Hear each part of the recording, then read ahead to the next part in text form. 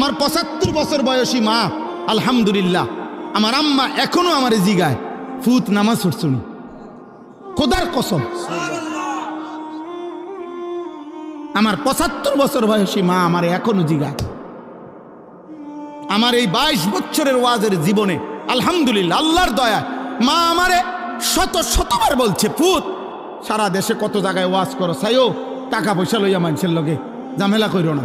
এই কথাইটা আমার আম্মা আমারে মনে শতবার বলছে, শতবার, যে মানুষের লগে দিলে আইন না দিলে নাই। আমি হাল খাতা দিলে বহু মাহফিলের টাকা পাবো, বিশ্বাস করে। এমনি বললাম আর কি, বহু মা এমনি চলে আসছে, খালাস, দিলে পারছে দিছে, না দিলে নাই, খালি বাল্লি। অর্থাৎ বুঝাইতে চাইলাম, আব্বা ইনসান হও। আমরা তো চিল্লাই তোমাদেরকে বলি, কে বল